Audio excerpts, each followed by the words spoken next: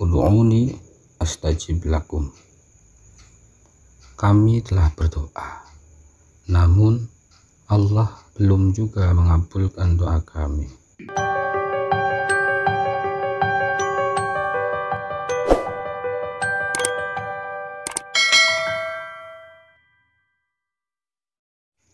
Baik, ini makalah yang ke-26 dari yang isinya 10-10, diceritakan dari Syakik Al-Balkhi bahwa suatu ketika Ibrahim bin Adham berjalan-jalan di pasar kota Basrah. Lalu orang-orang berkumpul menguruminya.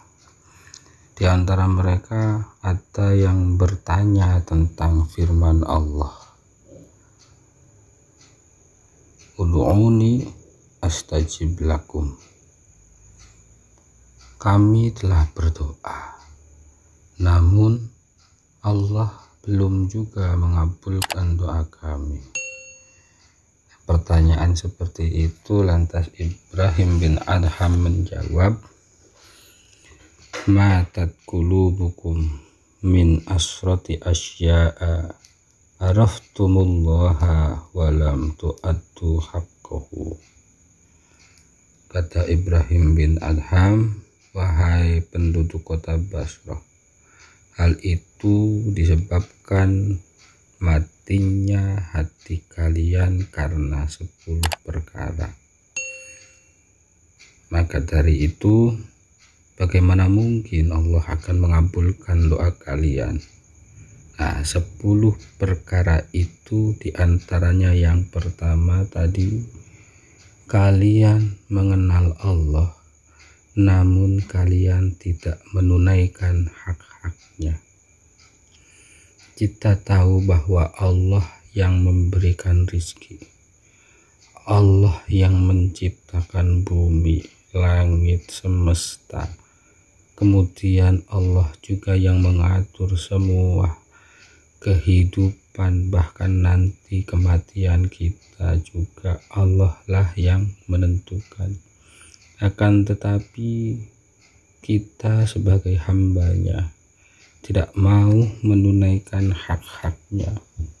Allah memerintahkan kita untuk melakukan ibadah seperti sholat, zakat, puasa, atau bentuk-bentuk muamalah untuk berbuat baik, saling tolong-menolong, tidak boleh menyakiti orang lain.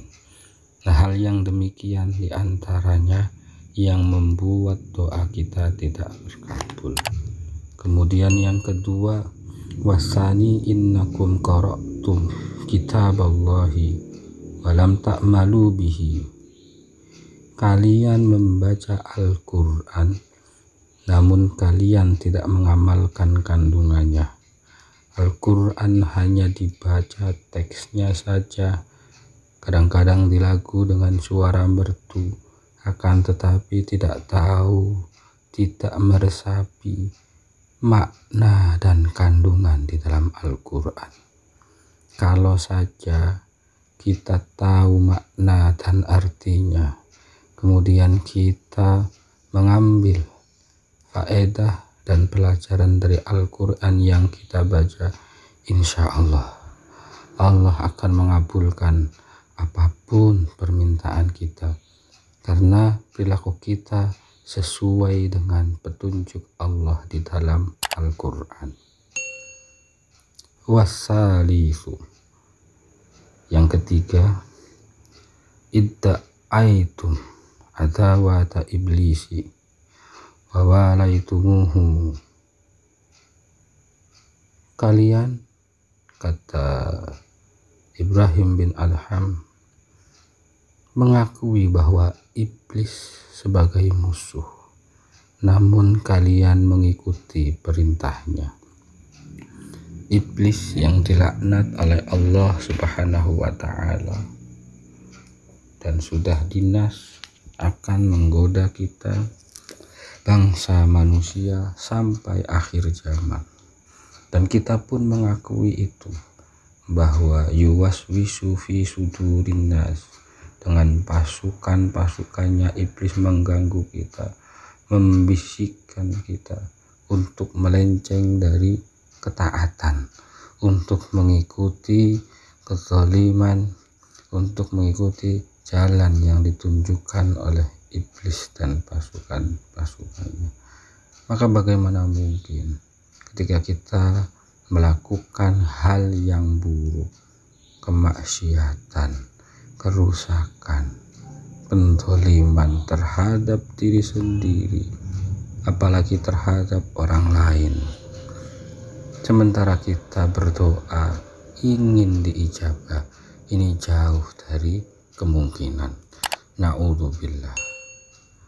Yang keempat, warrabi'u idda'aitum hubbar rasuli wa taraktum asaruhu wa sunnatahu.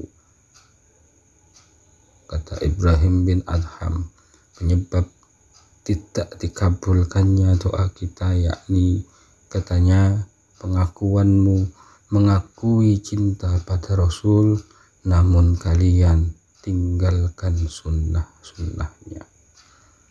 Bagaimana kita mau diakui sebagai umatnya Kanjeng Nabi Muhammad Sallallahu Alaihi Wasallam, sementara kecintaan kita hanya api-api, hanya pura-pura saja, seolah-olah pakaian kita sunnah mengikuti Rasul, tapi hati kita, pikiran kita penuh dengan kebencian, penuh dengan iri, penuh dengan kemunafikan.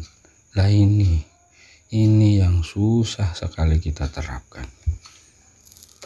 Mengikuti sunnah Rasul dari bentuk pakaian sampai ke model pikiran, juga kenataan hatinya.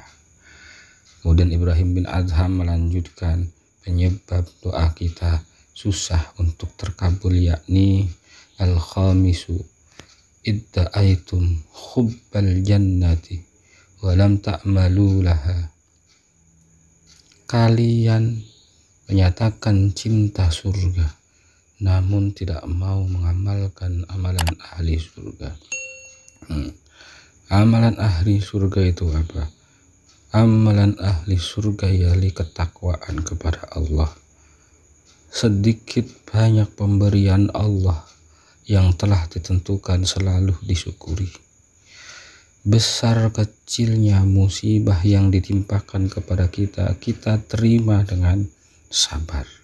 Selalu menjalankan ketaatan, mau melaksanakan perintah dan menjauhi larangan. Yang keenam, wasadisu idda'aitum khaufan nari haqqun wala tantahu anid dunub. Kalian mengakui takut terhadap neraka, namun kalian tidak berhenti dari berbuat dosa. Takutmu terhadap neraka seolah-olah takut yang bohong-bohongan. Kalau memang kita takut terhadap neraka, mestinya kita menjauhi perbuatan kita yang mendekatkan diri kita terhadap neraka. Sementara apa? Keseharian kita justru mendorong kita untuk mendekatkan diri terhadap neraka. Sifat-sifat tercela, sifat-sifat yang tidak disenangi oleh Allah malah kita jalankan. Na'udzubillah. Hendaknya kita menjauhi neraka juga dengan rasa yang takut sesungguhnya.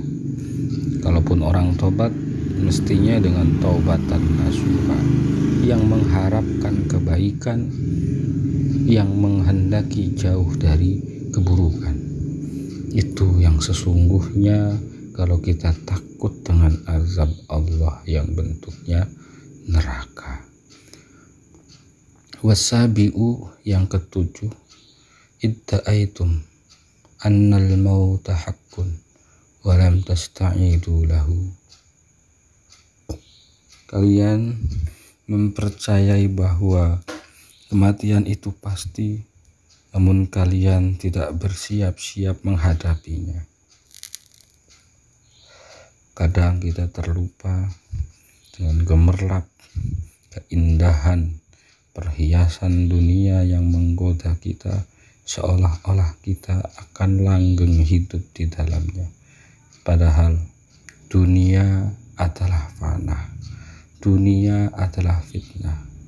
Kalau sampai kita tergoda, kita terlena memakmurkan kehidupan dunia dan melupakan kehidupan yang sesungguhnya, yakni kehidupan akhirat, maka di dunia saja jelas kita akan mendapatkan kesengsaraan. Dari ketenangan hati tidak kita perolehkan. Dalam menjalani hidup tidak pernah khusyuk, karena dia menganggap bahwa hidup di dunia selamanya. Dia beranggapan tidak akan mati, padahal mati itu pasti.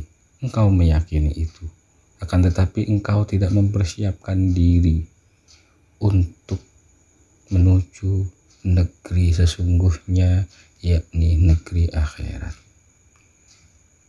Kemudian Ibrahim bin Adham melanjutkan, wasaminu istaghaltum bi uyubi ghairikum wa taraktum uyuba anfusikum. Kalian selalu sibuk dengan aib orang lain, sedangkan kalian lupa terhadap aib sendiri. Ini makanan kita sehari-hari, menggunjing orang, ngerasani orang, keburukan orang lain, bahkan disiarkan seolah-olah kita yang suci, seolah-olah kita bersih. Ya, kalau orang sukanya membuka aib orang lain, sementara tidak pernah menengok kepada diri sendiri, ya ini sudah bentuk dari pendoliman terhadap orang lain.